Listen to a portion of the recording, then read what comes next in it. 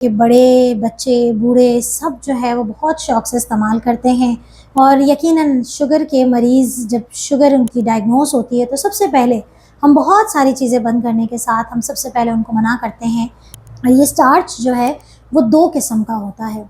एक वो स्टार्च होता है जो कि रेज़िस्टेंट स्टार्च होता है। मुझसे उन लोगों ने सवाल किया था, आप ज़रूर बताइएगा।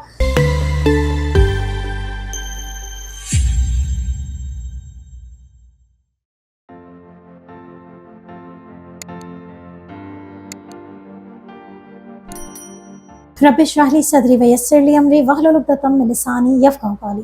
अस्सलाम वालेकुम, doctor Sania Bashir here, consultant diabetologist and CEO of diabetes tele care. उम्मीद करती हूँ कि आप लोग खैर खैरियत से होंगे और यकीनन शुगर के मरीज़ों में ख़ास तौर पे वो लोग जो कि अभी रिसेंटली डायग्नोस्ड होते हैं और वो तमाम पेरेंट्स जिनके बच्चे रिसेंटली डायग्नोस होते हैं, बहुत सारे सवालात आप लोगों के ज़हन में आते हैं। और हमारे पास ऐसे बहुत सारे मरीज़ हैं जिनको हम जब उनके साथ कंसल्ट करते हैं, और आप सबको पता है कि डायबिटीज़ टेली केयर अपनी कंसल्टेशन तकरीबन 1 घंटे की प्रोवाइड करते हैं हम लोग, और उसमें बहुत सारे सवाल जवाब आते हैं। तो ऐसा ही एक सवाल मुझे आजकल बड़ा ही सामने आ रहा था, तो मैंने सोचा आप लोगों के लिए वीडियो बनाई जाए। जी हाँ, आज बात हो रही है कि क्या शुगर के मरीज़ आलू बिल्कुल इस्तेमाल नहीं कर सकते?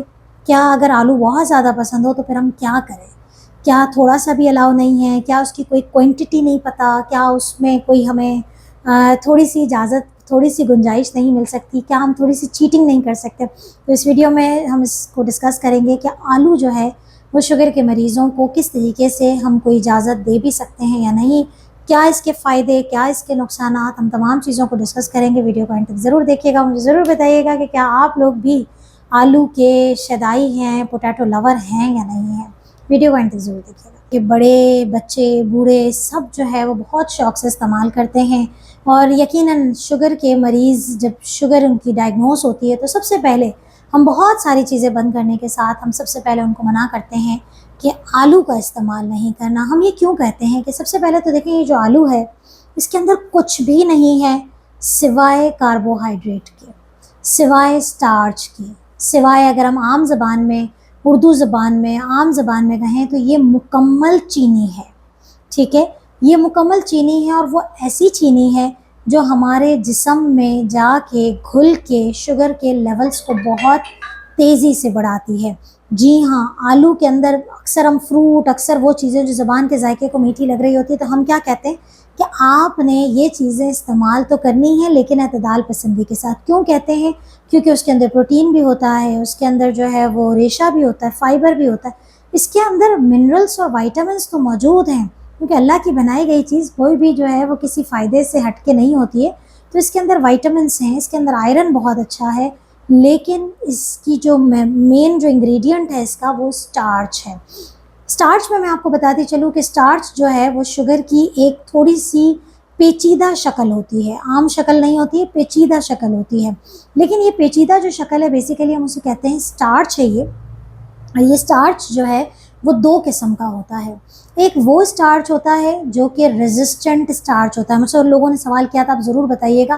तो आज वो वीडियो है जहां हम बता रहे हैं कि रेज़िस्टेंट स्टार्च होता है, यानी कि ऐसा स्टार्च जो कि आपके जिस्म में जाके तेज़ी से घुलता नहीं है और आराम-आराम से वो डिवाइड होता है। और ऐसे स्टार्च अमूमी तौर पे हमारे, जो हम कहते हैं कि होल व्हीट के आटे को इस्तेमाल करें, मुकम्मल अनाज की रोटी खाएँ, उनमें जो स्टार्च मौजूद होता है वो बेसिकली रेज़िस्टेंट स्टार्च होता है, तो आप उसका इस्तेमाल कर सकते हैं।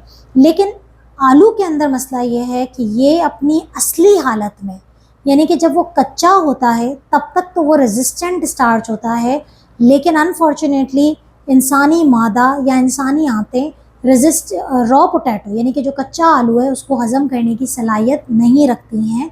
तो फिर इसके कुकिंग प्रोसेस वेरी कर जाते हैं, यानी कि ये अपनी कच्ची शक्ल में तो रेज़िस्टेंट है, यानी कि अगर कोई कच्चा आलू खाएगा तो उसका तो शुगर लेवल नहीं बढ़ेगा, लेकिन जैसे-जैसे आलू पकता चला जाएगा वैसे-वैसे उसकी रेज़िस्टेंस, उसका जो अंदर घुलने की जो सलाहियत है वो इज़ाफ़ा होती चली जाएगी।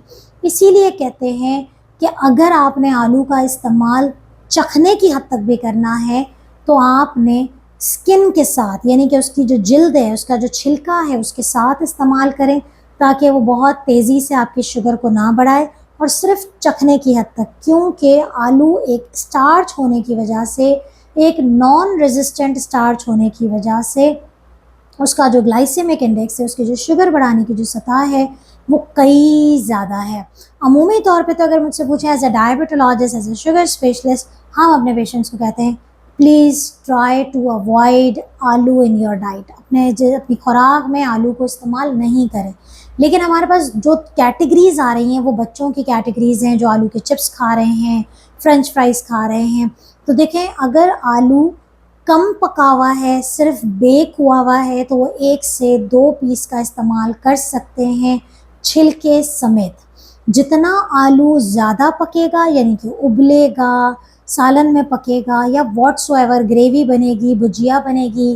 पाकिस्तान में हमारे बड़े कॉमन है, हम हलवा पूरी के साथ आलू की तरकारी का इस्तेमाल करते हैं, जिसमें बेसिकली आलू ना सिर्फ कटे हुए शक्ल में मौजूद है बल्कि वो इतना पक गया है कि आलू घुल गया है, और ये आलू आपके जिस्म में शुगर लेवल्स को बढ़ाएगा। तो आलू के अंदर कार्बोहाइड्रेट बहुत ज़्यादा है।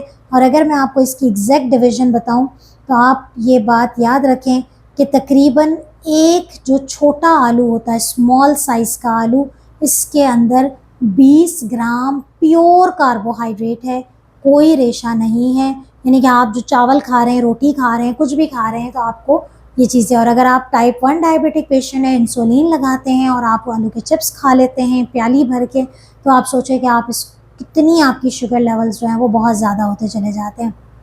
लेकिन जैसे कि मैंने अपने वीडियो के थंबनेल में भी लगाया है कि क्या कोई तरीका है। पहला तरीका तो यह है कि आप चख सकते हैं, 2 से 3 पीसेस आपने लिए बेक पोटैटो के छिलके समेत। दूसरा एक तरीका रिसर्चेस बताती हैं कि अगर आपने आलू को पका के ठंडा कर लिया है, ठंडा भी तकरीबन 4 से 6 घंटे या इससे भी ज़्यादा, अगर आपने इसको ठंडा कर लिया है, तो ये जो नॉन रेजिस्टेंट स्टार्च होता है, यानी कि बहुत जिस्म में तेज़ी से घुल जाने वाली जो शुगर है, वो रेजिस्टेंट में कन्वर्ट हो जाती है, जिसे हम कहते हैं रिट्रोग्रेड रेजिस्टेंट हो गई। बहुत सारे लोगों ने पूछा था, आप लोगों को घबराने की ज़रूरत नहीं, मैं बहुत आम अल्फाज में कह रही हूँ कि अगर आलू ठंडा करके खाएंगे, फ्रिज में रख के ठंडा कर लेंगे और फिर उसे निकाल के बहुत हल्का गर्म करके, ज़्यादा गर्म करेंगे तो दोबारा वही हो जाएगा, तो आप इस्तेमाल कर सकते हैं। लेकिन वो भी आपने लिमिटेड पोर्शन में, ऐसे सर्कमस्टेंसेस के अंदर कि जहां आपके पास कुछ खाने को नहीं है और आप ये इस्तेमाल कर रहे हैं, तो ठीक है। अदरवाइज़ डायबिटिक पेशेंट जितना हो सकता है आलू से इज्तनाब करें।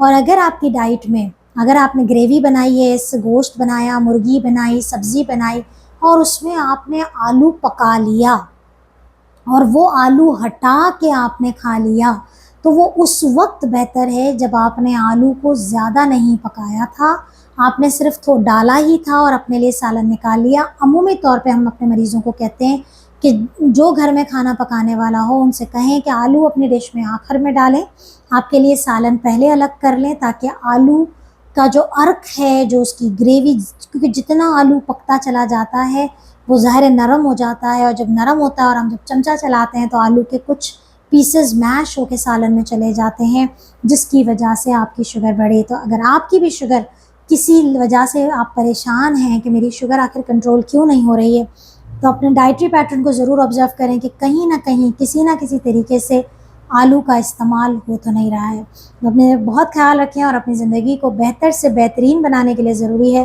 कि इन तमाम आगाही वीडियोस को गौर से देखिए और इन पर अमल करने की कोशिश करें। अपना बहुत ख्याल रखिएगा, मुझे दुआओं में याद रखिएगा। अल्लाह हाफ़िज़।